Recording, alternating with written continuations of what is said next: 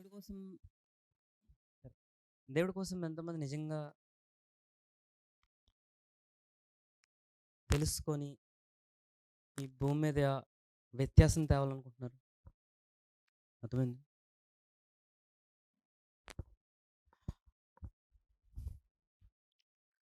ఈ భూమిని ఎవరు సృష్టించారు? ఎవరండి? దేవుడు సృష్టించాడు కదా భూమిని. మరి సృష్టించిన దేవుడు ఈ భూమి మీద ప్రతిదాన్ని నిర్ణయించింది కూడా ఎవరు? దేవుడే. మరంతా దేవుడు నిర్ణయిస్తే నేనెందుకు అన్న ప్రశ్న ఎప్పుడైనా వచ్చిందా? అంతా దేవుడే నిర్ణయిస్తే నేనెందుకు అన్న ప్రశ్న ఎంతమందికి వచ్చిందా? ఎవరికైనా వాళ్ళదా?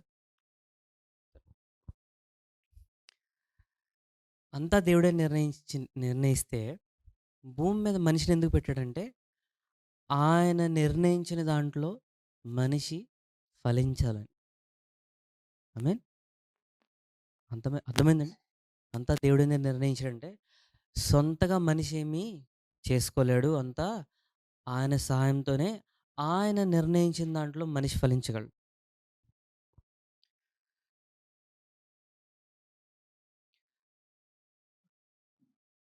భూమిని సృష్టించినప్పుడు భూమి తిన్నంగా ఉంది తెలుసా? ఎంతమంది తెలుసు? దేవుడు భూమిని సృష్టించినప్పుడు భూమి తిన్నంగా ఉంది. భూమిని దేవుడు సృష్టించినప్పుడు భూమి తిన్నంగా ఉంది తెలుసా? పోన్లే కనీసం ఇప్పుడు భూమి వంకరగా ఉందని తెలుసా? తెలుసా? ఎంతమంది తెలుసు భూమి వంకరగా ఉందని? ముందు తిన్నంగానే ఉండేది. నిజం. దేవుడు సృష్టించింది ఎప్పుడు అన్నీ పద్ధతిగానే ఉంటది. మానవుడు రాగానే అన్నీ వంకరగా అయిపోతుంటాయి. అదే తేడా. నిజం. అయినా దేవుడు ఎందుకు వదలడంటే దేవుడు మనిషిని ప్రేమిస్తాడు గనుక. అర్థమైందండి? సో, ఎప్పుడైతే భూమి వంకరగా ఎళ్ళిందో దేనికి సూచన అంటే మనిషిని బట్టే భూమి ఆధారపడతది తెలుసా? మనిషిని బట్టే భూమి ప్రవర్తిస్తది. ఎంతమంది తెలుసిది? తెలుసా ఎవరికైనా? మనిషిని బట్టే భూమి ప్రవర్తిస్తది. ఆహ్, అందుకే ఆహ్, కొంతమంది ఉన్నారనుకోండి, కొంతమంది కలిసారనుకోండి ఆనందం ఉంటది. కొంతమంది కలిసారనుకోండి బాధ ఉంటది. తెలుసా? తెలుసా? కొన్ని వాతావరణంకెళ్లారనుకోండి మొత్తం వేరేగా ఉంటది. తేడాగా ఉంటది. కొన్ని వాతావరణంలో ఎళ్లారనుకోండి ఆనందంగా ఉంటది. అర్థమైందండి? ఇవన్నీ ఎందుకంటే మనిషిని బట్టే ఉంటది. అంతే మనిషిని బట్టి ఇంకేముండదు.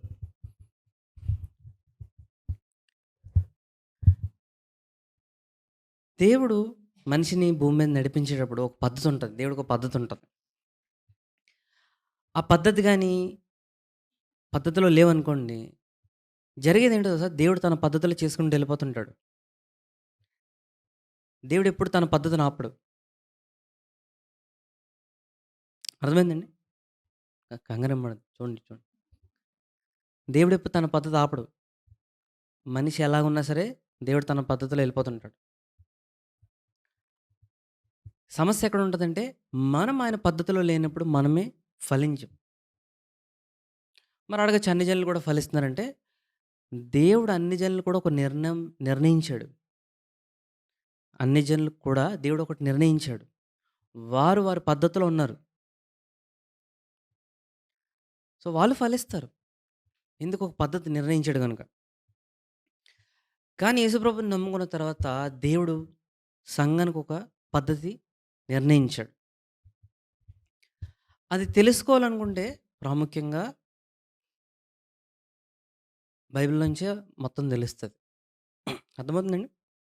నిదానంగా చెప్తాను ఎందుకు అర్థమవుతుంది తర్వాత. మరి దేవుడు నిర్ణయించిన తర్వాత, భూమిని సృష్టించిన తర్వాత, దేవుడు నిర్ణయించిన తర్వాత, నిర్ణయించిన కాలాలు కూడా ఉంటాయి. అర్థమైందండి? నిర్ణయించింది కూడా కాలాలుంటాయి. ఈ భూమి ఏమి శాశ్వతంగా ఉండదు. అది కూడా కొంతకాలమే. భూమిని సృష్టించినప్పుడే దానికి కూడా కాలాన్ని నిర్ణయించాడు. అంటే ప్రతి దానికి దేవుడు కాలాలు నిర్ణయించాడు. కాలాలు నిర్ణయించడం వల్ల మనం ఏమనుకుంటామంటే, ఈ కాలం అయిపోయిన తర్వాత ఆ కాలం వస్తది. ఆ కాలం అయిన తర్వాత ఈ కాలం వస్తది. ఏంటి ఉపయోగం అనుకుంటాం. కానీ ఇంకా జాగ్రత్తగా భూమి మీద ఏం జరుగుతుందో ప్రతిరోజు గమనించండి. ఎంతమంది న్యూస్ చూస్తారు? అవునా? దయచేసి చూడకుండా ఎవరుంటారు గానీ, అందరూ చూస్తారు కదా! ఏమవుతుందో ఒకసారి దేవుడిని అడగండి. ఎందుకంటే, ఈ న్యూస్ కూడా ఎవరిస్తున్నారు? ఎవరిస్తున్నారండి న్యూస్? దేవుడా? ఆ! ఎవరిస్తున్నారు? దేవుడు ఇచ్చేసాడు ఎప్పుడో న్యూస్ ఇందులో. బైబిల్‌లో మొత్తం న్యూస్ అంతా ఉంది. కష్టపడి ఎత్తుకోసం లేదు. సో, న్యూస్ ఎవరు చదువుతున్నారు? మనుషులు. మనుషులు చదివేటప్పుడు మనిషి రకాల ఒపీనియన్‌లుంటాయి అంతే. అది ఎంతవరకు కరెక్టో కాదనేది ఇందులో చూస్తే తెలుస్తది. ఇది కరెక్ట్, ఇది రాంగ్ తేల్చడానికి ఏముండదు. దీన్ని బట్టే ఆధారం ఉంటది. ఒక వార్త వస్తుందంటే, ఆ వార్త ఎంతవరకు నిజమనేది దీన్ని బట్టి ఆధారం ఉంటది. సో, దేవుడు ముందుగానే తన వార్తలు ఇచ్చేసాడు. ఏమవుతది? ఈ సమయంలో ఏమవుతది? ఇలాగవుతది అని నిర్ణయించాడు ముందే. ఈ నిర్ణయించింది దేవుడు నిర్ణయించింది అర్థం కావడానికి కొంచెం సమయం పడతది. కొన్నిసార్లు అర్థం కావు కూడా. ఎందుకంటే మనిషికెప్పుడు ఒక పద్ధతి అలవాటవుతది. అలవాటు చేసుకోవాలి. మనిషికి పద్ధతి ఎందుకు అలవాటు చేసుకుంటారో తెలుసా అండి? పద్ధతి ఉండాలండి. పద్ధతి ఉండకూడదని కాదు. ఒక పద్ధతి అలవాటు చేసుకుంటారు. ఎందుకు అలవాటు చేసుకుంటారు ఎప్పుడైనా ఆలోచించారా? ఎప్పుడైనా ఆలోచించారా? ఒక మనిషికి ఒక పద్ధతి ఎందుకు అలవాటవుతదో? భయం.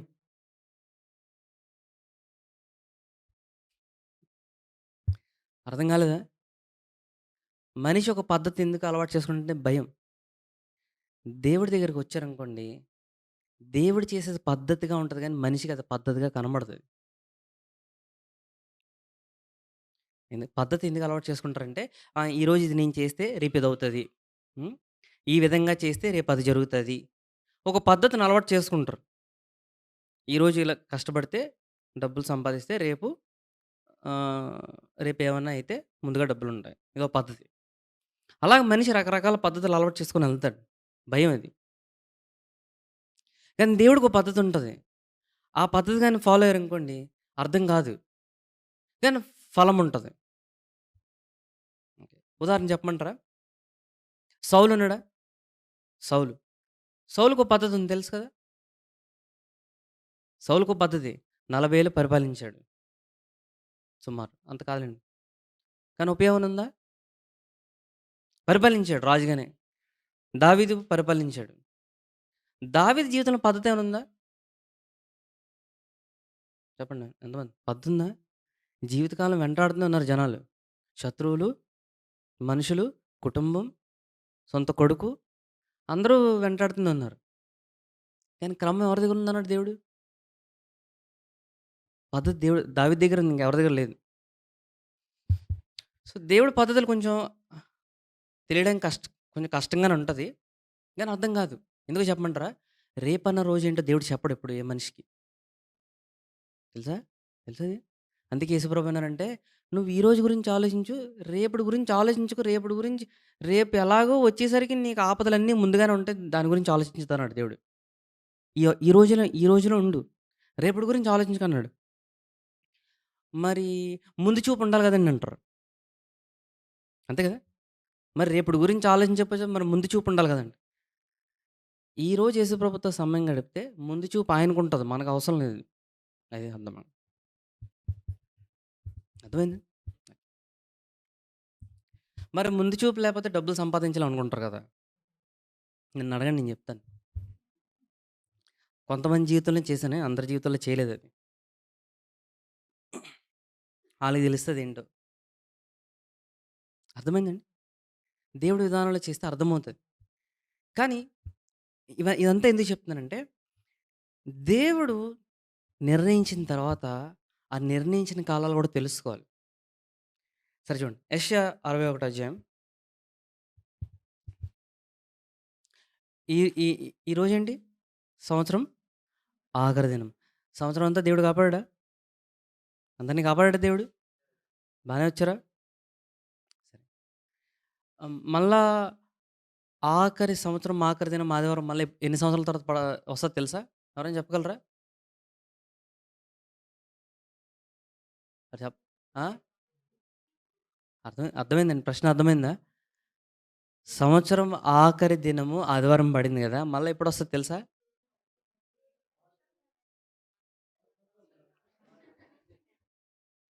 5 సంవత్సరాలకు వస్తది మళ్ళా. అది. చూడండి. యెషయా 60 అధ్యాయం ఒకటో వచనం చేత చూడండి. నీకు వెలుగు వచ్చి ఉన్నది. లెమ్ము, తేజరిల్లుము. యెహోవా మహిమ నీ మీద ఉదయించెను. చూడండి ఇక్కడ చూడండి. చూడుము భూమిని చీకటి కమ్ముచున్నది. మనిషి మీదంట వెలుగంట. భూమి మీదంట చీకటంట. మరి భూమి మీద ఎవరున్నారు? చూడండి. కటిక చీకటి జనములను కమ్ముచున్నది. యెహోవా నీ మీద ఉదయించున్నాడు. ఆయన మహిమ నీ మీద కనబడుచున్నది. జనములు నీ వెలుగునకు వచ్చెదరు. రాజులు నీ ఉదయకాంతికి వచ్చెదరు. కనులెత్తి చుట్టూ చూడుము. వీరందరూ కూడుకొని నీ యొద్దకు వచ్చున్నారు. నీ కుమారులు దూరము నుండి వచ్చున్నారు. నీ కుమార్తెలు చంకనెత్తబడి వచ్చున్నారు. నీవు చూచి ప్రకాశింతువు. నీ గుండె కొట్టుకొనుచు ఉప్పొంగును. సరే దాంతో 60 అధ్యాయంలో 2 ఉన్నాయి. ఒక మనిషి మీద చీకటి, ఒక మనిషి మీద వెలుగు. అదేనండి. ఒక మనిషి మీద వెలుగుందంట. ఇంకో మనిషి మీద చీకటుందంట. మనం వెలుగు సంబంధులమే. యేసుప్రభుని నమ్ముకున్న తర్వాత మనమంతా ఏంటంట? వెలుగు సంబంధం. మరి వెలుగు సంబంధులు ఎవరికి సంబంధించిన వారు? దేవుడికి సంబంధించినవాడు. మరి దేవుడికి సంబంధించినప్పుడు దేవుని కాలాలు వెలుగు మనుషులు తెలుసుకోవాలా? తెలుసుకోకూడదా? తెలుసుకోవాలి. అర్థమైందండి? అర్థమైంది ఇప్పుడు? ప్రస్తుతానికి భూమి మీద ఏముంది? చీకటి పెరుగుతుందా? పెరగట్లేదు అనుకుంటున్నారా? దయచేసి ఒకటి చెప్తాను. ఇది ఇది నా వ్యక్తిగత అభిప్రాయం. వ్యక్తిగత అభిప్రాయం దేవుడిదని చెప్పను. ఇది వ్యక్తిగత అభిప్రాయం. తీసుకుంటే తీసుకోవచ్చు, లేకపోతే లేదు. కొరింథీల్లో ఒక దగ్గర ఉంది. క్రైస్తవులకంట సాతాను ముసిగేస్తాడంట. అప్పుడేమవుతుందంట? వెలుగు కనబడదంట. అదే అంతే. సరే. ఇప్పుడు చూడండి అర్థమైందండి? వెలుగు సంబంధించిన వారున్నారు. చీకటికి సంబంధించిన వారున్నారు. అంటే ఒక మనిషి మీద వెలుగు వస్తుందంట. ఇంకో మనిషి మీద చీకటి పెరుగుతుందంట. వెలుగు ఒక మనిషి మీద ప్రకాశిస్తే ఏమవుతుందో చూపిస్తున్నాడు. ఓకే. సరే. కీర్తనలు 90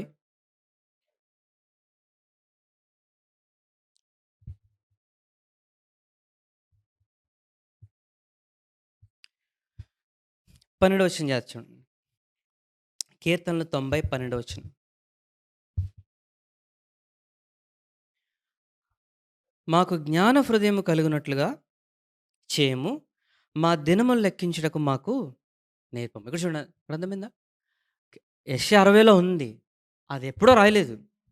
కానీ కొన్ని సంవత్సరాల క్రితం రాశారంట. ఏంటంటే చీకటొస్తది ఆఖరి దినాల్లో. కానీ ఒక మనిషి మీద వెలుగొస్తదంట. యేసుప్రభుని నమ్ముకున్న మనిషి మీద వెలుగుంటది. నమ్మనోళ్ళకి చీకటుంటది. అర్థమవుతుందా? ఇప్పుడు ఆఖరి దినాల్లో తెలుస్తుందా దినాలు చీకటి ఎక్కువవుతుందని? ఎంతమంది తెలుస్తుంది? తెలుస్తుంది గదా! తెలుస్తున్నప్పుడు అంటే ఏదో కాలం వస్తుంది అంతేనా? అప్పుడెప్పుడో కాదు ఇప్పుడు. ఓ గతంలో వచ్చే కాలం గురించి యెషయా రాసాడు. అంటే కాలం వచ్చిందా? దినాలొచ్చాయా? సరే. ఇప్పుడు చూడండి 90 కీర్తనలు 90 12 వచనం చూడండి. మాకు జ్ఞాన హృదయం కలిగినట్లు చేయము. మా దినములు లెక్కించుటకు మాకు నేర్పము. సరే. దీన్ని కొంచెం వివరణ ఇస్తాను జాగ్రత్తగా గుర్తుంచుకోండి. అన్ అన్ అన్ ఆహ్, అన్ని ట్రాన్స్‌లేషన్‌లో కూడా లేవు. కానీ ఇది అసలైన వివరణ ఏంటో ఇక్కడ ఇస్తాను జాగ్రత్త చూడండి. మా దినములు లెక్కించుటకు మాకు నేర్పము. అర్థమైందండి? జాగ్రత్త చూడండి. లెక్కించడం ఎంతమంది అంకెలు లెక్కపెట్టడం వచ్చు ఇక్కడ? వచ్చా రాదా? చెప్పండి. వచ్చు కదా! 1, 2, 3, 4 ఇప్పుడు నాకు 35 సంవత్సరాలు అనుకోండి. సారీ 36. 36 అంటే 36 ఇంటూ 365 కాలిక్యులేటర్ యేసుకుంటే అంకెలు తెలుస్తది. ఆహా! ఇన్ని దినాలని. అది లెక్కించానా లేదా? ఎంతమంది లెక్కించారు? లెక్కించలేదా? 10 సంవత్సరాలు వచ్చాయనుకోండి. 10 ఇంటూ 365 365 అంటే 300 అర్థమైందా? 3650 దినాలు. లెక్కొచ్చిందా? ఇక్కడ చూడండి. మా దినములు లెక్కించుటకు మాకు నేర్పము. లెక్కలు అందరూ లెక్క పెడతారు. మరి లెక్కలు నేర్పించడం ఏంటి? ఎప్పుడైనా ఆలోచించారా? సరే. ఇక్కడ మా దినములు లెక్కించుటకు మాకు నేర్పుము గాదు. మాకు తెలుపుము అని అర్థం అక్కడ. అంకెలు అందరూ లెక్క పెడతారండి. లెక్క పెట్టడం అందరికీ వచ్చు. అక్కడ లెక్క పెట్టడంలో ఏదో నేర్చుకోమంటున్నాడు. తెలుసుకోవాలంటున్నాడు. దినాలు లెక్క పెట్టడం వల్ల తెలుసుకోవాలంట. అదేం తెలుసుకోవాలో మీరు దేవుడిని అడగండి. ఇప్పుడు చెప్పలేను వ్యక్తిగతంగా. అరే! ఒక రోజయింది, 2 రోజులయింది, 3 రోజులయింది, వారం రోజులయింది. ఏం చేయలేదా? అర్థమవుతదప్పుడు. అర్థమైందా? అదే. సరే. మా దినములు లెక్కించుటకు మాకు ఏంటంట? తెలుపమంటున్నాడు. నేర్పమంటున్నాడు. ఇంకా తెలుసుకోమంటున్నాడు. ఇంకా ఇంకా చెప్పాలంటే, దేవుడా! నేను నా దినాలు లెక్కపెడితే నేను తెలుసుకోవాలంటున్నాడంట. లెక్క పెట్టడం తెలుసుకోమంటున్నాడు. నేర్చుకోమంటలేదు. అర్థమైందా? సరే. అంతెందుకండి చెప్తానిప్పుడు. అంటే ఉదాహరణ చెప్తాను అర్థమవుతది. ఒక రూ. 10 100 కట్ట తీసుకొనెళ్ళి చిన్న పిల్లలకివ్వండి. ఏం చేస్తారు? చెప్పండి. అర్థమవుతది. ఏం చేస్తారండి? లెక్క పెడతారా? సో, లెక్క పెట్టడం వరకు వచ్చిందనుకోండి. చిన్న పిల్లకి లెక్క పెట్టడం వచ్చిందనుకోండి. రూ. 10 కట్ట రూ. 10 ఓ 100 కట్టిచ్చారనుకోండి. లెక్క పెడతారా? హ్మ్. లెక్క పెడతారు కదా! లెక్క పెట్టరు. అదే పెద్దోళ్ళకిచ్చారనుకోండి ఏం చేస్తారు? ఆళ్ళు లెక్క పెడతారు. చిన్నోళ్ళకి, పెద్దోళ్ళకి తేడా ఏంటి లెక్క పెట్టడంలో? ఎంతుందో తెలుసుకుంటారు దాన్నేం చేయాలో. అర్థమైందా? అర్థమవలేదా? ఓకే. చిన్న పిల్లలకి డబ్బుల బాధ్యత తెలీదు. ఎందుకు ఆళ్ళకి అవసరం లేదు గూడా. పెద్దయ్యాక డబ్బులు లెక్క పెడితే అవసరం బాధ్యత తెలుస్తది. అంటే లెక్క పెట్టడంలో ఒక మనిషికి ఒకటి తెలుస్తుంది. లెక్క పెట్టడంలో ఒక మనిషికి తెలియట్లేదు. అర్థమైంది ఇప్పుడు ఉదాహరణ అర్థమైందండి? సరే. మా దినములు లెక్కించుటకు మాకు నేర్పుము. ఏ వయసో రాయలేదిక్కడ. మొట్టమొదటిది. ఎప్పుడో రాయలేదిక్కడ. అర్థమైందండి? అర్థమైందా?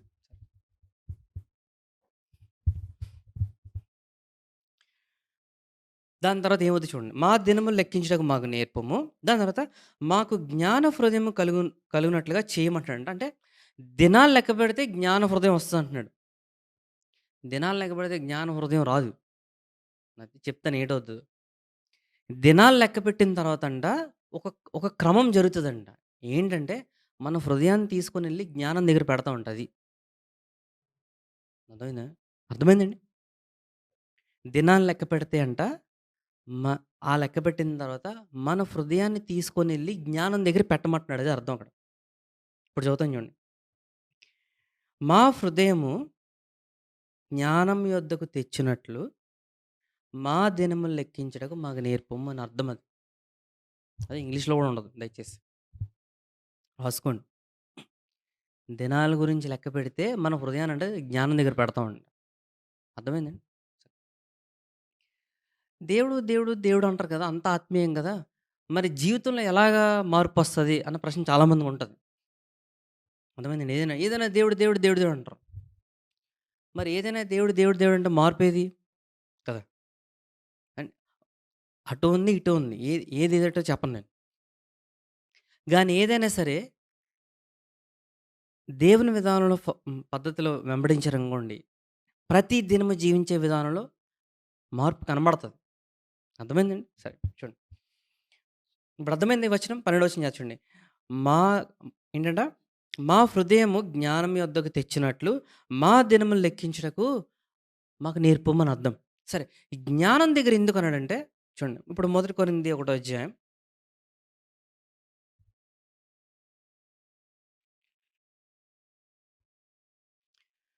30 వచనం చూడండి. అయితే ఆయన మూలంగా మీరు క్రీస్తు యేసునందున్నారు.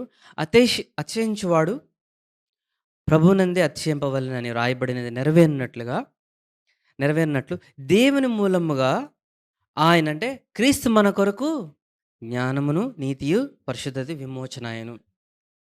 అంటే దినాలు లెక్కపెడితే ఏం చేస్తుందో తెలుసండి? మన హృదయాన్ని తీసుకొనెళ్ళి యేసుప్రభు దగ్గర పెడతాం. అది అర్థం. అర్థమైందా? దినాలు లెక్కపెట్టడం రాకపోతే హృదయం యేసుప్రభు దగ్గరికెళ్ళదు. వెళ్ళదది. అర్థమైందా? సరే. యేసు ప్రభు దగ్గర హృదయం వెళ్తే ఏం మారుతది జీవితంలో? అర్థమైందా? మొట్టమొదటి అర్థమైందండి? ప్రక్రియ అర్థమైందా? దినాలొస్తున్నాయి గదా! దినాలు లెక్కపెడితే వ్యక్తిగతంగా నా దినాలు, మీ దినాలు లెక్కపెడితే ఒకటి నేర్చుకుంటాం. అది నేర్చుకోవడం అనేది వ్యక్తిగతంగా దేవుడు నేర్పిస్తాడు. అది ఏ మనిషి చెప్పలేడు. అందుకే చూడండి. దినమని లెక్కించడం మాకు నేర్పమంటే వ్యక్తిగతంగా దేవుడొచ్చి ఏ మనిషికి ఆ మనిషికి నేర్పిస్తాడు. ఇంకో మనిషి నేర్పించడానికి ఏముండదు. అందుకే నేను చెప్పలేను. ఏం నేర్చుకుంటావో నేను చెప్పలేను. అది దేవుడే నేర్పిస్తాడు. అది ఏ మనిషికి అర్హత ఉండదు. తెలీదు గూడా. ఏ మనిషిని అడిగి తెలుసుకోవద్దు గూడా. అర్థమైందండి? ఇది వ్యక్తిగతంగా దేవుడే నేర్పిస్తాడు. తర్వాత అర్థమైందండి? అంటే దినాలు లెక్క పెడితే ఏమవుతదంట? మన హృదయాన్ని తీసుకొనెళ్ళి జ్ఞానం దగ్గర పెడతామంట. జ్ఞానం ఎవరు? క్రీస్తే అన్నాడు. సరే. ఇప్పుడు నా హృదయాన్ని తీసుకొనెళ్ళి యేసుప్రభు దగ్గర పెడితే ఏమవుతది ప్రతిరోజు? చూడండి. ఇప్పుడు మొదటి దినవృత్తాంతంలో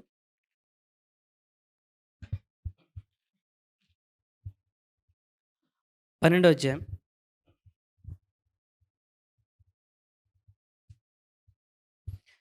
మొదటి దినవృత్తాంతంలో 12 అధ్యాయం 32 వచనం చదువుతాను. ఇశ్శాఖారీయుల్లో సమయోచిత సమయోచితం అంటే సమయం. అదేగాని దినాలు దినాలు లెక్క పెడితే సమయాలు, కాలాలు అన్నీ ముడిపడి ఉంటాయి. దినం దాటి ఏం వెళ్ళదు కదా! చూడండి.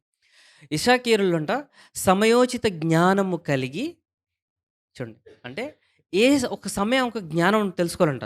ప్రతి సమయానికి ప్రతి సమయాలు తెలుసుకోవాలంట. సమయాల్లో ఏమవుతదో ఆ జ్ఞానం తెలుసుకున్నారంట. తెలిస్తే ఏమవుతదంట?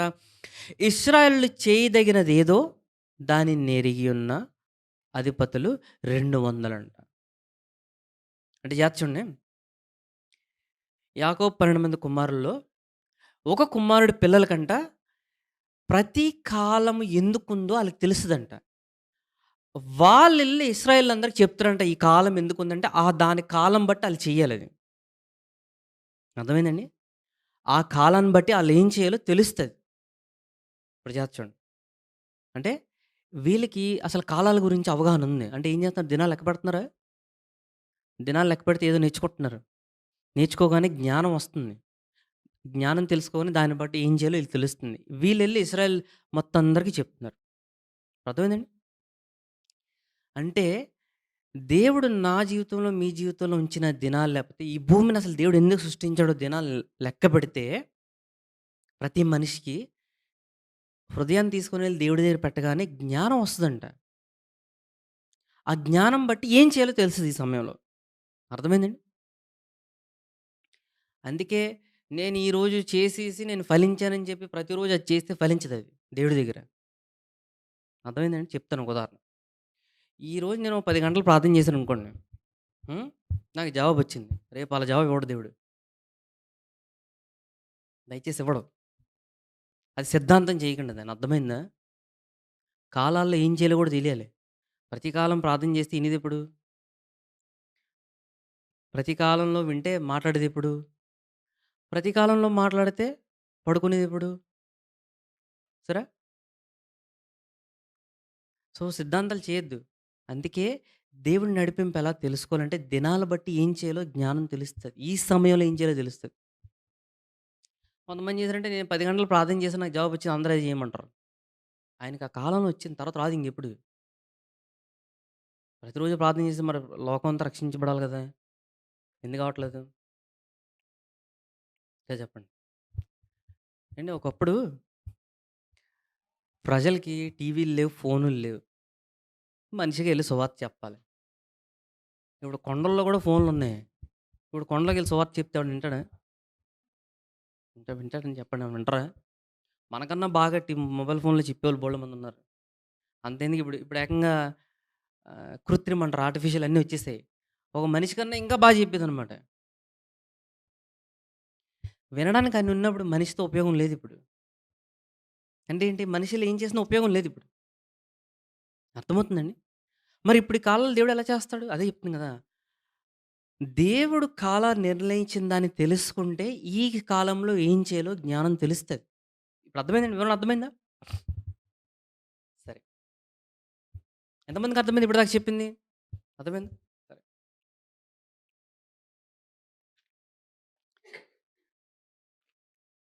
సరే మరి ఈ కాలాల గురించి జ్ఞానం నాకెలా వస్తది? ఎంతమందికి కావాలి జ్ఞానం?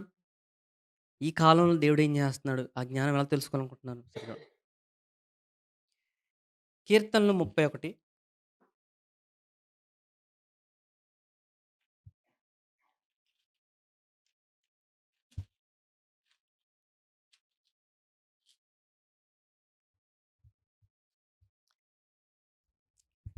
14 వచ్చిన జాత చూడండి. ఓకే. ఇప్పటిదాకా చూపించిందేంటంటే, దేవుడంతా ఇది ప్రాముఖ్యంగా దేవుడు తన కాలాలంతా తెచ్చాడు గదా! కాలాలు నిర్ణయించాడు గదా! సృష్టింప సు భూమిని సృష్టించిన దినం నుండి దాని ముగింపు దినం వరకు ఒక కాలం ఉంది. పరిపూర్ణమైన అంటే సారీ, ఒక కాలం ఉంది మొత్తం. ఈ కాలం తెలియాలంటే ప్రాముఖ్యంగా తెలుసుకోవాలంటే ఒకే ఒకటి కారణం ఉంటది. సరిగ్గా తెలుసుకోవాలనుకుంటే ఈ కాలాలు. ఈ కాలాలు గాని సరిగ్గా తెలుసుకోవాలంటే యేసుప్రభు సిలువ చూస్తేనే అర్థమవుతది ఈ కాలాలు కూడా. అర్థమైందండి? యేసుప్రభు సిలువని చూస్తేనే ఈ కాలాలు కరెక్ట్‌గా ఎలాగనేది తెలుస్తది. లేకపోతే ఎప్పటికి తెలీదు. ఇంకా అది ఇప్పుడెక్కడుందో నేను చూపించలేను గానీ, అది కూడా ఉంది. అర్థమైందండి? సో, నాకెలా తెలుస్తది వ్యక్తిగతంగా ప్రాముఖ్యంగా అంటే, మొట్టమొదటిది యేసుప్రభుని సిలువ చూడడం బట్టి తెలుస్తది. ఇప్పుడు చూడండి. దాని తర్వాత వ్యక్తిగతంగా దేవుడు ఒక్కొక్క మనిషికి కాలాలు ఎలాగిస్తాడో చూపిస్తాను. అర్థమైందా? చూడండి. కీర్తనలు 31, 14 వచ్చిన.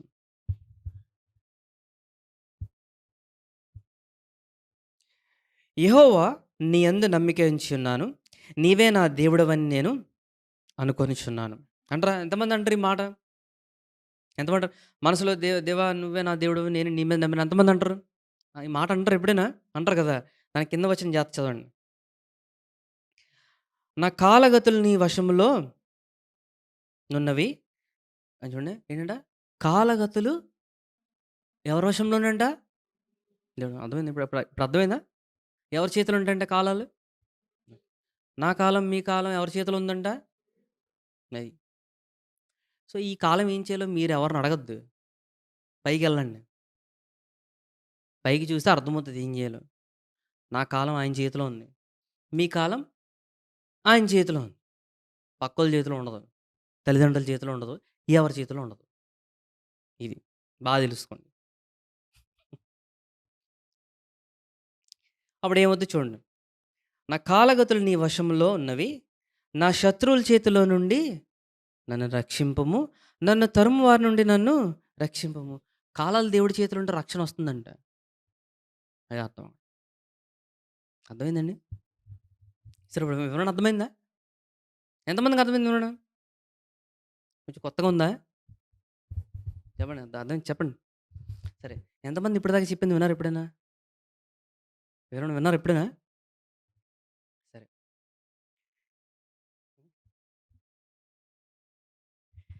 సరే చూడండి. యెహోవా నీ యందు నమ్మిక ఉంచున్నాను. నీవే నా దేవుడవని నేను నిన్ను అనుకొనుచున్నాను. నా కాలగతులు నీ వశంలో ఉన్నవి. నా శత్రువుల చేతిలో నుండి నన్ను రక్షింపుము. నన్ను తరుము వారి నుండి నన్ను రక్షింపుము. చూసారా? మొట్టమొదట తెలుసుకోవాల్సిందేంటంటే, కాలాల గురించి జ్ఞానం ఎలాగొస్తదంటే, మొట్టమొదటి యేసుప్రభు శిలువ బట్టే కాలాలన్నీ ఎలాగున్నాయో అర్థమవుతాయి. చూడండి. అంటే ఒక గొడుగుందనుకోండి. ఓ గొడుగులో ప్రతి మనిషి ఉన్నారనుకోండి. ప్రతి మనిషికి ఒక కాలం ఉంటది. పెద్ద గొడుగుందా? ఈ పెద్ద గొడుగంటే భూమి సృష్టించిన దినం నుండి భూమి అంతం వరకు. ఈ కాలంలో ప్రతి మనిషికి ఒక కాలం ఉంటది. అర్థమైందా? ఇప్పుడు దీని గురించి మాట్లాడుతున్నాను. ఇది మొత్తం తెలుసుకోవాలనుకోండి ఇది పెద్ద జ్ఞానం. ఇది అందరికీ తెలుసుకోవాల్సిన పని లేదు. కొంతవరకు చెప్తాను. అంతవరకు చెప్పను. కానీ వ్యక్తిగతంగా భూమి మీద జీవించేటప్పుడు ప్రతి మనిషి తన కాలాలు ఎవరి చేతిలో ఉంటాయంట? దేవుడి చేతిలో ఉంటాయి. ఇప్పుడు కాలాలు లెక్కపెట్టడం వచ్చిందనుకోండి, మనం వెళ్లి ఏం చేస్తాం? దేవుడి దగ్గరికెళ్తాం. దేవుడి దగ్గరికెళ్ళగానే దేవుడి దగ్గర ఏముందంట? నా కాలాలు, మీ కాలాలు ఆయన వశంలో ఉన్నప్పుడు మనకి ఏమవుతదంటే రక్షణ కలుగుతదంట. చూసారా? రక్షణ కలుగుతుందంటే అర్థం ఏంటంటే, ఏ సమయంలో ఏం చేయాలి? ఏ సమయంలో ఏం చేయకూడదో కూడా తెలుస్తది. అదే అర్థం అక్కడ. అంటే చేయకూడని పని చేస్తే దెబ్బలు తింటాం. చేయాల్సిన పని చేస్తే ఫలిస్తాం. ఇదెలా తెలుస్తది? కాలాలు దేవుని చేతిలో ఉన్నాయని తెలిస్తే అర్థమవుతది. అర్థమైందండి? సరే. యోబు 24 అధ్యాయం ఇప్పుడు చూడండి. ఇంకోటి చూపిస్తాను.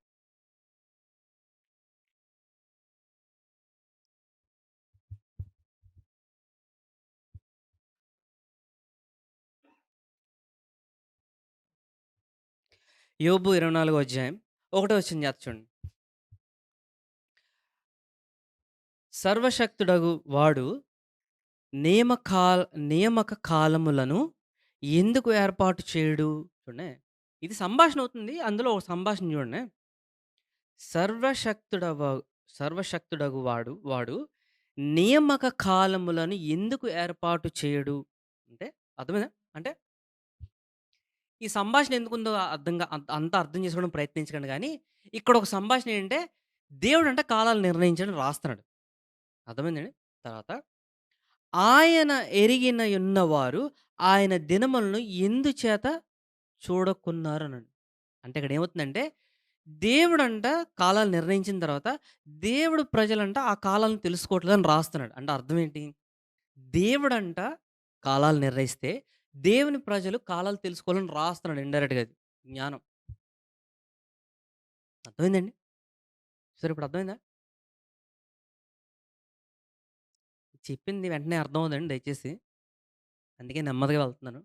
ఇంటికెళ్ళి మళ్ళా ఓ 10 సార్లు ఇంటే అర్థమవుద్ది. లేదంటే అలా ఎళ్ళిపోద్ది బుర్ర నుంచి. కంగారేం పడదు. అన్నానా? అయిపోద్ది అంతే. సరే.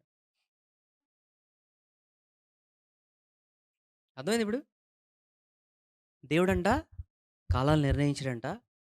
నా గురించి, మీ గురించి. ఆ కాలాలు తెలుసుకోవాలని రాస్తున్నాడు దేవుడు. కాలాలు తెలుసుకుంటే ఏమవుతది? ఈ సమయంలో ఏం చేయాలో తెలుస్తది. అర్థమైందండి? భవిష్యత్తు బెంగున్నోళ్ళకి ఏం జేస్తున్నారు? ఆ! ఏం జేస్తున్నారు? తెలుసుకోవట్లేదు. దినాలు తెలుసుకుంటే ఏం చేయాలో తెలుస్తది. ఏం చేయాలో తెలిస్తే భవిష్యత్తు గురించి ఎవరు ఆలోచించరు. అది అర్థం అక్కడ. అర్థమైందండి? సరే. ఇప్పటిదాకా అందరికి అర్థమైందా? ఇదంతా ప్రతిరోజు నా జీవితంలో ఎలా ఉపయోగపడతదనుకుంటే, పిల్లల్ని ఎలా పెంచాలనుకుంటున్నారా? దినాలు లెక్కపెట్టండి తల్లిదండ్రులుగా. వ్యక్తిగతంగా ఏం చేయాలనుకుంటున్నారా? ఉద్యోగం చేయాలా? వ్యాపారం చేయాలా? చదువుకోవాలా? లేతే నాకు నచ్చిన అంటే దేవుడు పెట్టిన పని చేయాలా? ఏ పని చేయాలా? దినాలు లెక్కపెట్టండి. ఏం చేయాలో తెలుస్తది. అర్థమైందా? కాదండి వయసైపోయింది మాకేం చేయాలో తెలియట్లేదు అనుకుంటున్నారా? దినాలు లెక్కపెట్టండి. ఏం చేయాలో తెలుస్తది. ఇది అందుకే ఏ వయసులో లెక్కపెట్టాలో రాయలేదు. దేవుడి జ్ఞానం అలా ఉంటది. లెక్క రాయగానే ఆ! వయసు దాటిపోయింది ఇంకెందుకంటారు. వయసు దాటలేదు ఇంకోటి అంటారు. దేవుడు అలా రాయడు. ఎప్పుడున్నా సరే యేసుప్రభుని తెలుసుకున్న తర్వాత లెక్కపెట్టడం మొదలుపెడితే ఏం చేయాలో తెలుస్తది. అయిపోయిందండి నా సంవత్సరం ఇంకా ఇన్ని సంవత్సరాలు అయిపోయిందండి. ఇప్పుడు నేను తెలుసుకున్నానండి. పరలోకానికెళ్తాను అంతకుమించి నా వల్ల ఏమైనా ఉపయోగం ఉందా అని అనిపిస్తది. దినాలు లెక్కపెట్టండి. ఏం చేయాలో తెలుస్తది. ఏం చేయాలో తెలిస్తే ఏమవుతది? సాక్ష్యం ఎళ్తది. అంతే కదా! యెషయాల 60 అధ్యాయం అదే ఉంది. వెలుగొస్తదండి. వెలుగు బట్టి ప్రజలొస్తారు. ఇదర్థం. అర్థమైందండి? సరే. ఆఖరిగా ఇప్పుడు ఏం కాలాలు ఉన్నాయో చూపించి ముగించేస్తాను. అర్థమైందా? కాలాలకి ప్రాముఖ్యత చెప్పి ముగిస్తాను. మత్తయి సువార్త 24 అధ్యాయం.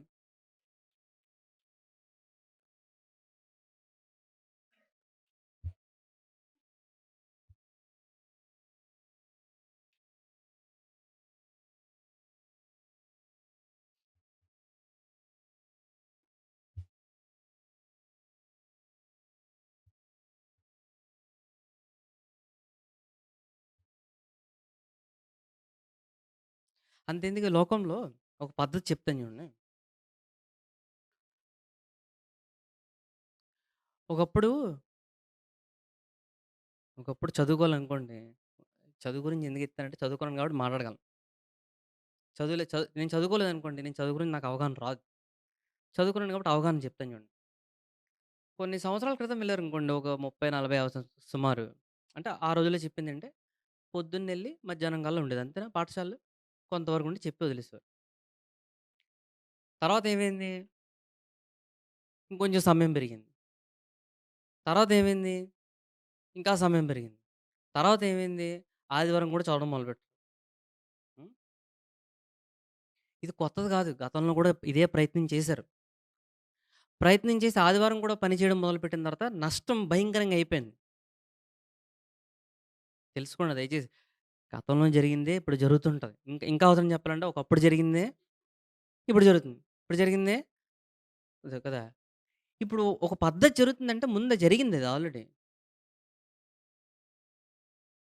ఇప్పుడేమైందంటే ఇంకా ఎక్కువ సేపు చదివేస్తున్నారు. జాగ్రత్తగా గమనిస్తే తెలివైనోళ్ళు ఏం చేస్తారో తెలుసా? ఇప్పుడు వారానికి 4 రోజులు చదువుతున్నారు. తెలుసా? కొన్ని చోట్లలో 4 రోజులే. కానీ వారి గురించి తెలుసుకుంటే ప్రపంచంలో ఇప్పుడు బెస్ట్ స్కూల్స్ అక్కడే ఉన్నాయంట. వారానికి 4 రోజులు చదివితే. 4 రోజులే. అది కూడా రోజంతా కాదు. 12 గంటలు కాదు. అర్థమైందండి? తెలుసా? తెలీదా? దయచేసి తెలుసుకోండి. అంటే ఏమవుతుంది? అదే పనిగా పైకెళ్ళడం, నష్టం రాగానే మళ్ళా వెనక్కి రావడం. మళ్ళీ అదే పైకెళ్ళడం, నష్టం రాగానే వెనక్కి రావడం. ఇదే జరుగుతుంది. సో, ఏం చేయాలి మనిషికి ఏం చేయాలో తెలియకపోతే అయితే అయితే అతి లేకపోతే అనావృష్టి ఉంటది అలా. దేవుడిని అడిగారనుకోండి, ఎంత చేయాలి? ఎంతవరకు చేయాలి? అంతే తెలుస్తది. అది అర్థం అవ్వదు. తెలియట్లేదా? దయచేసి చదువుకోండి అన్నీ తెలుస్తాయి. చదవద్దంటలేదు. చదవమంటున్నాను. దేవుడిని అడగండి ఎలా చదవాలో. బాగా వస్తది జ్ఞానం. చేసే ప్రతి పనిలో అవగాహన తెచ్చుకోండి. అర్థమైందా? సరే. ఈ కాలాలకి ఏం చేయాలో ఇప్పుడు చెప్తున్నాను. చదవాలా? చదవకూడదో కూడా చెప్పను నేను. మీరే దేవుడిని అడగండి. లెక్క పెట్టగానే తెలుస్తది. ఏం చేయాలో. సరే. మత్తయి సువార్త 24 అధ్యాయం. బాగా చదువుకోండి అందరూ. బాగా చదువుకోకపోతే మళ్ళీ బైబిల్ చదవలేరు. అందుకే చెప్తున్నాను. హ్మ్. మత్తయి సువార్త 24 అధ్యాయం. ఒకటో వచనం చేత చూడండి. యేసు దేవాలయం నుండి బయలుదేరి వెలుచుండగా ఆయన శిష్యులు ఆ దేవాలయం కట్టడలను ఆయనకు చూపించవచ్చిరి. అందుకాయన మీరు ఇవన్నీ చూచున్నారు గదా! ఇది హేరోదు కట్టించాడు రెండో దేవాలయం. ఈ రెండో దేవాలయం ఎంత అందంగా కట్టించాడంటే ఎవరైనా ఇంటికెళ్తే యూట్యూబ్‌లో చూసుకోండి. హేరోదు కట్టిన ఈ ఆలయం దాని దాని దాని అందం చూస్తేనే ఆశ్చర్యపోతారు. అంత అందంగా, అంత పెద్దగా కట్టాడు. దాని వివరణ చాలా బావుంటది. ఇంకా చూడండి అర్థమవుతదప్పుడు. శిష్యులేం చేశారంటే ఈ ఆలయాన్ని చూసి ఏమన్నారంట, ఆయన శిష్యులు ఆ దేవాలయం కట్టడంలో ఆయనకు చూపింప వచ్చిరి. ఎందుకు చూపిస్తున్నారంటే అంత అందంగా ఉంది కాబట్టి. అంత అందమైన దేవాలయం కట్టాడు యూదుల కొరకు. అందుకాయన మీరు ఇవన్నీ చూచున్నారు గదా! రాతి మీద రాయి ఒకటి అయినను ఇక్కడ నిలకడ ఉండకుండా పడద్రోయబడినని మీతో నిశ్చయముగా చెప్పుచున్నానని వారితోనెను. ఏమన్నారు? ఈ ఈ దేవాలయం అంతా కూలిపోద్దంటున్నారు. యేసుప్రభు అన్నారు శిష్యులతో. అప్పుడేమన్నారు చూడండి. ఆయన ఒలీవల కొండ మీద కూర్చుండినప్పుడు శిష్యులు ఆయన యొద్దకు వచ్చి ఏకాంతముగా వచ్చి ఇవి ఎప్పుడు జరుగును? ఓకే. ఎప్పుడంట? మందిరం ఎప్పుడు పడిపోద్దని అడిగారంట. 2 నీ రాకడకును ఈ యుగ సమాప్తికిని సూచనలేవి. యుగ సమాప్తి అంటే అర్థం ఏంటి? యుగ సమాప్తి కాలం అంటే మొత్తం ముగింపు అయిపోతుందనా? అంటే అర్థమేనా? భూమి ముగింపు ఎప్పుడని అడిగారు. అక్కడ భూమి ముగింపు అని అడిగిన తర్వాత ఒక సంభాషణ చూపిస్తాను చూడండి. అర్థమైందా ఇప్పుడు? సరే. యేసు వారితో ఇట్లనెను. అంటే ఇప్పుడు దేని గురించి అడుగుతున్నారు వీళ్ళు? శిష్యులు కాలాల గురించి చెప్పు అంటున్నారు. యేసుప్రభువా ఈ కాలాల సంగతి మాకు చెప్పు అని అంటున్నారు. సరే. యేసు వారితో ఇట్లనెను. ఎవడును మిమ్మును మోసపరచకుండా చూచుకొనుడి. అనేకులు నా పేరిట వచ్చి నేనే క్రీస్తని చెప్పి పలువురిని మోసపరచెదరు. ఇది అవుతున్నట్టు కూడా తెలీదులెండి. 5వ వచనం. 6వ వచనం చెప్తానండి. మరియు మీరు యుద్ధములను గూర్చియు, యుద్ధ సమాచారములను గూర్చియు వినబోదురు. వింటున్నారా ఇప్పుడు యుద్ధాలు? అవుతున్నాయా భూమి మీద? ఎవరికాళ్ళు కొట్టేసుకుందాం అనుకుంటున్నారు ఇప్పుడు. అన్నీ పెరిగిపోతున్నాయి ఇప్పుడు. సరే. ముందెప్పుడైనా ఉన్నాయా అవి? ముందెప్పుడు లేవు. సరే చేస్తా.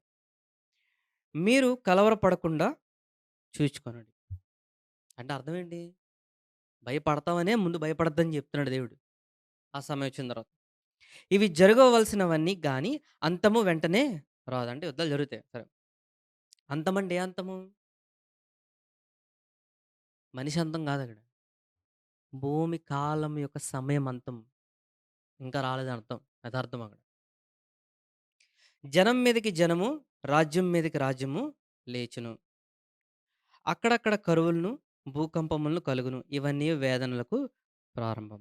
ఈ మధ్యలో 2 ఎగరేస్తారు తెలుగులో. ఏంటి తెలుసా? వ్యాధులు, జబ్బులు భయంకరంగా ఉంటాయని ఇక్కడ తెలుగులో ఎగరేసేశారు. ఇంగ్లీష్‌లో ఉంటది. పెస్టిలెన్సెస్ అని ఉంటాయి. ఇంకేమో ఉంటాయి. చూసారా? ఆఖరి దినాల్లో ఏంటంట? యుద్ధాలు, జబ్బులు, అనారోగ్యం పెరిగిపోతుందని రాసాడు. ప్రస్తుతం తెలిసి ఇప్పుడు ఏమవుతుందో? వార్తలు చెబుతున్నారు అందరూ. జరుగుతుందా? ఇదే జరుగుతుంది ఇప్పుడు. అంటే సమయం దగ్గరకొచ్చేసింది. దగ్గరకొచ్చిన తర్వాత ఈ కాలాలు ఇంకా ఉంటాయి. కష్టాలుంటాయి. కానీ సంఘానికి దేవుడు ఏం చేశాడంట? సంఘానికి ఒక కాలం నిర్ణయించాడంట. ఏంటిది? సంఘం ఎత్తబడతది. అర్థమైందా? ఎత్తబడే సమయం కూడా దీనితో ముడిపడుంది. అంటే అర్థం ఏంటి? సంఘంగా భూమి మీద మనకు కూడా కాలం నిర్ణయించాడు దేవుడు.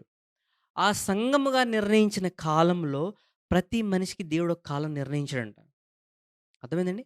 అంటే సంఘంగా మనం ఆ కాలాలు తెలుసుకుంటే, ఆ తెలుసుకున్న కాలాల్లో వ్యక్తిగతంగా ప్రతి మనిషి సంఘం అంటే ఎవరండి? ప్రజలే గదా! బిల్డింగ్ కాదే. బిల్డింగ్ కాలాలు కాదు. ఇప్పుడు సంఘం బిల్డింగ్ అన్నారనుకోండి. అంటే దానికి ఒక కాలం ఉందా? అర్థమైందా? అర్థమైందా? అర్థమవలేదా? ఓకే. అర్థమైనోళ్ళకి అర్థమైనంత. అర్థమైందా? సంఘం బిల్డింగ్ అంటారు కదా! బిల్డింగ్ కాలాలని దేవుడు రాయలేదు. మనుషుల కాలాలు రాసాడు అతను. అంటే ప్రజలందరూ ఎక్కడ కూడితే అక్కడ సంఘం. అందరికి ఆ సంఘం అంతటికి ఒక కాలం ఉంది. అందులో ప్రతి మనిషికి వ్యక్తిగతంగా ఒక కాలం నిర్ణయించాడు.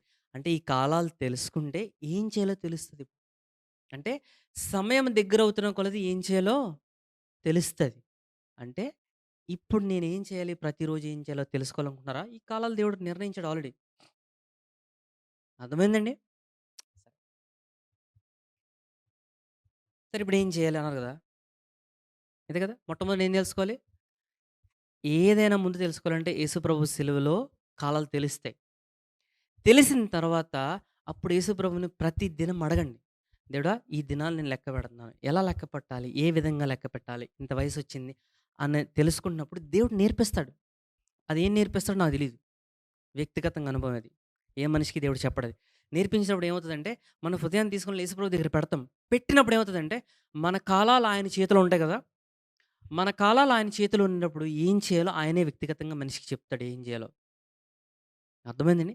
అంతేగాని నాకు తెలిసి ఇదే జ్ఞానం నువ్విలా చెయ్యి అని ఈయన దేవుడు అయిపోతున్నారు అవతలోళ్ళు. దయచేసి ఎవరు అయిపోద్దు దేవుడు. ప్రతి మనిషికి ప్రతి మనిషి యేసుప్రభు మీద ఆధారపడితే, ఆ మనిషి యొక్క కాలాలు ఆయన చేతిలో ఉంటాయి. ఆయన చెప్తాడు ఏం చేయాలో. అర్థమైందండి? ఇది తెలిస్తే ఏమవుతదంటే, నేను ఒక మనిషి మీద ఆధారపడవసరం లేదు తెలుసుకోవడానికి ఏం చేయాలో. నాకు దేవుడున్నాడు. అంతే. అంతే గదా! ఏం చేయాలండి? ఇప్పుడేం చేయాలి? ఇప్పుడేం చేయాలి? ఇప్పుడు ఉద్యోగంలో ఏ ఏ ఏ ఏ ఏ ఉద్యోగానికెళ్ళాలి? ఎవరిని చూడాలి? ఎవరిని చేసుకోవాలి? ఆ!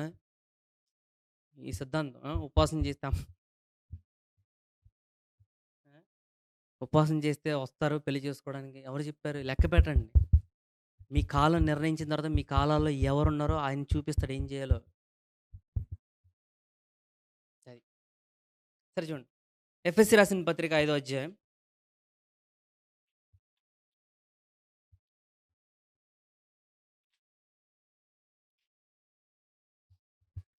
లేదంటే నా కాలాలు నేను దాటిపోయాను అనుకుంటున్నారా? దానికి కూడా దేవుడు ఉంచాడు తెలుసుకోండి. అదే విమోచన. అది ఎలా చూపిస్తున్నాడు. ఎఫెసీ రాసిన పత్రిక 5వ అధ్యాయం 15వ వచనం చూడండి.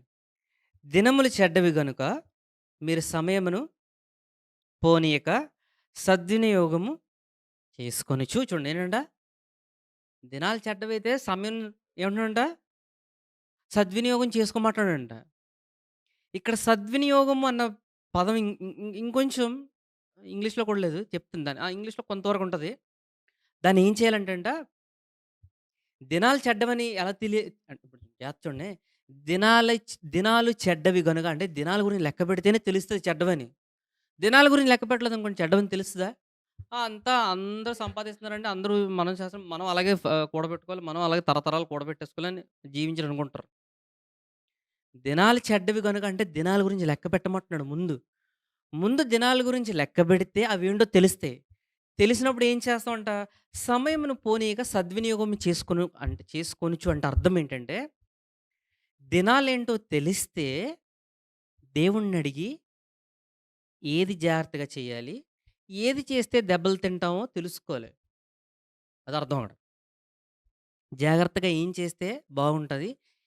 ఏం చేస్తే దెబ్బలు తింటాం కూడా ముందే తెలుసుకోవాలి అని అర్థం అక్కడ. అర్థమైందండి ఇది అక్కడ. సద్వినియోగం అంటే అది. ఉపయోగించుకోవడం అంటే అర్థం ఏంటి? ఉపయోగించకపోతే నష్టపోతారని అర్థం అక్కడ. అంతే కదా! దాని పర్యాయపదం అదే కదా! అది చూడండి.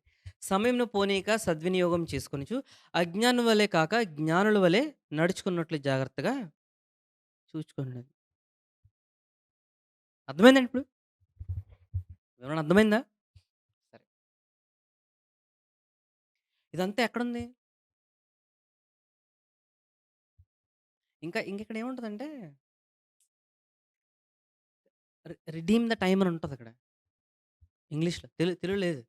అంటే కరెక్ట్ అంటే కోల్పోయిన అంటే సమయాన్నేంటంటే కోల్పోనీయక జాగ్రత్తగా వాడుకోమని అర్థం అక్కడ.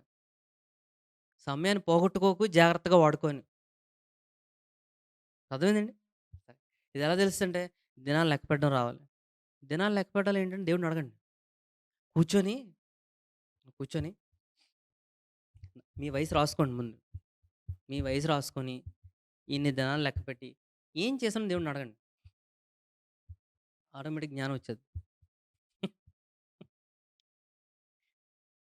వస్తది. ఆళ్ళీళ్ళని చూడొద్దు దయచేసి.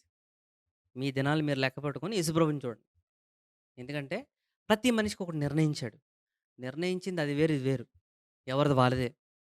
అర్థమైందండి?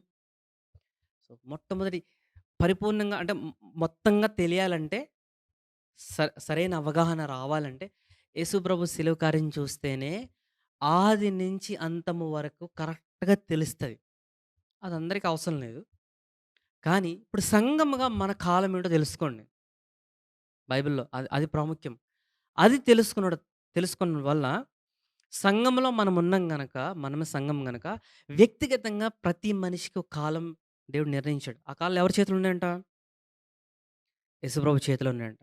ఆయన చేతిలో ఉన్నప్పుడు మనం ప్రతిరోజు ఆయన దగ్గరికెళ్తే కాలాల్లో ఏం చేయాలో ఆయన చెప్తాడు. ఆమేన్. ఇదే దేవుని నడిపింపంటే. దేవుని నడిపింపు ఎలాగొస్తుందంటే ఉపవాసం చేస్తే రాదు. దయచేసి. ప్రార్థన చేస్తే రాదు. జ్ఞానం వాడితే వస్తది నడిపింపు. నడిపింపు కావాలంటే అభిషేకం కాదు కావాల్సిందక్కడ. జ్ఞానం. ప్రతిరోజు ఈ ఈ ఈ దినం అయిపోయిందంటే ఏం చేశాను దేవుడు లెక్క రాసుకొని దేవుడిని అడగండి. అర్థమవుతాయి అన్నీ. అర్థమైందండి? అందుకే చూడండి. చివరికి 91 ఆఖరి వచనం చేస్తా చూడండి.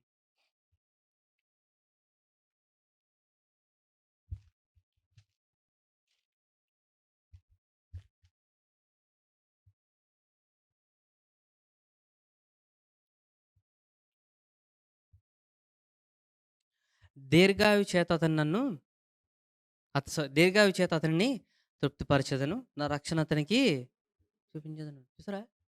దినాలు లెక్క పెడితే రక్షణ వస్తుందని చూపించాడా? మనకుందా? దీర్ఘాయువు అంటే అర్థం ఏంటి? దినాలు లెక్క పెడితే ఆయన రక్షణ కనబడుతది వ్యక్తిగతంగా. అదే రాసారిక్కడ. ఎవరు? యేసుప్రభువే. మొట్టమొదటి తెలుసుకోవాల్సిందేంటంటే యేసుప్రభు శిలువ కార్యం చూడండి అర్థమవుతాయి. అన్నీ అర్థమవుతాయి. ప్రతీది అర్థమవుతది. తర్వాత లెక్కపెట్టండి. సిలువను చూసి లెక్కపెట్టండి అర్థమవుతది. సిలువను చూడకుండా లెక్కపెట్టరనుకోండి ఖండించుకుంటారు జీవితాన్ని. నేను నా జీవితాన్ని వ్యర్థం చేశాను ఖండించుకొని అలా కూర్చొని పోతారు. సిలువను చూసారనుకోండి క్షమాపణ ఉంది కాబట్టి లెక్క పెట్టుకోవడం ధైర్యం వస్తది. అది అర్థమా? ఇది అన్ని విధాలా ఉపయోగపడతది. చదువా, ఉద్యోగమా, వ్యాపారమా, కుటుంబమా ఏదైనా ఉపయోగపడతది. అన్నిటికి జ్ఞానం ఇందులో ఉంది. అర్థమైందండి? ఈ సమయంలో ఉంటది రక్షణ పాల్పంచు. రొట్టె దేవుని కుమారుని యొక్క శరీరానికి సాదృశ్యంగా ఉన్నది. ఈ సమయంలో ఎవరైనా బలహీనంగా ఉన్నారా? లేదా మానసికంగా, శారీరకంగా లేకపోతే ఇంకా చేసిన పాపాన్ని బట్టి బాధపడుతున్నారా? ఖండించుకుంటున్నారా? దేవుడు మన పాపాలన్నీ తీసుకొనెళ్ళి ఆయన కుమారుడి శరీరంలో పెట్టి ఆయన కుమారుడిని శిక్షించాడంట. మనల్ని కాదు. మన శిక్షంతా ఆయన తీసుకొని, ఆయన పొందిన దెబ్బల ద్వారా మనకు స్వస్థత కలిగి ఉన్నది. నమ్మి రొట్టెలో పాలు పంచు.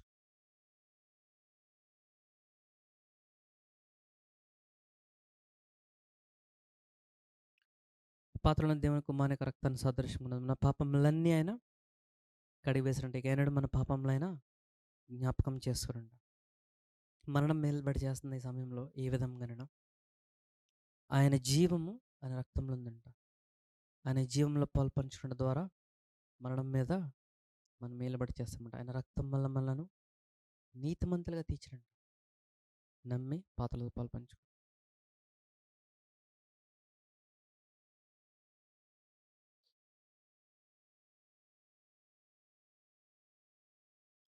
ప్రేమైన పరలోక తండ్రి, నాయన మీరు మమ్మల్ని ఎంతగానో ప్రేమించి మీ ప్రియకుమారుడు ఇచ్చినందుకు వందనాలు చెల్లిస్తాం నాయన. నాయన ఈ సంవత్సరం అంతా మీ భద్రతలో మమ్మల్ని కాపాడి ఉంచినందుకు వందనాలు చెల్లిస్తాం నాయన.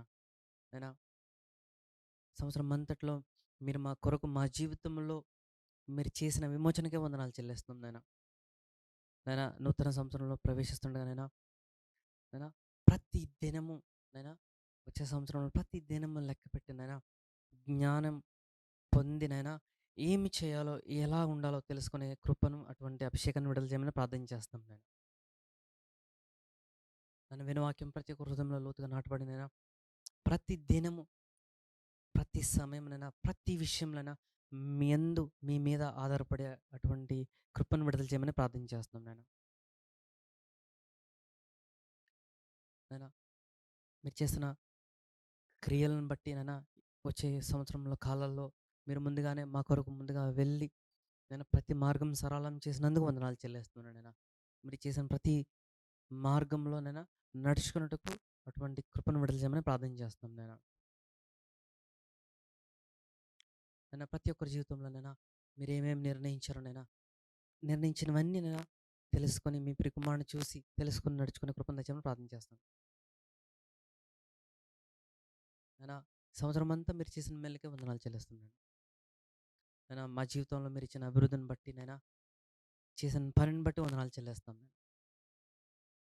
నేను మళ్ళీ మేమంతా సహవాసంగా కూడి నూతన సంవత్సరంలో ప్రవేశించేవారినైనా ఆనందించేవారినైనా ప్రతి దినము మీ అందరూ ఆనందించే కృపను తెచ్చామని ప్రార్థన చేస్తున్నాను. ఈ వారమంతానైనా మీ దేవతలు కాపదలించమని ప్రార్థన చేస్తున్నాను.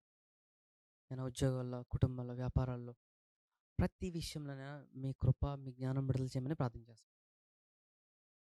నేను మళ్ళీ మేమంతా సాహసంగా కూడి వచ్చేంతవరకు ప్రతి దినం మీ కృపతో మనం తృప్తిపరచమని యేసునామములో అడిగి పెట్టుకుంటున్నాం తండ్రి. ఆమేన్. యెహోవా నిన్ను ఆశీర్వదించును కాపాడును గాక. యెహోవా నీకు తన సన్నిధి ప్రకాశింపచేసి నిన్ను కరుణించును గాక. యెహోవా నీ మీద తన సన్నిధి కాంతి ఉదయింపచేసి నీకు సమాధానం కలుగజేయును గాక. ఆమేన్.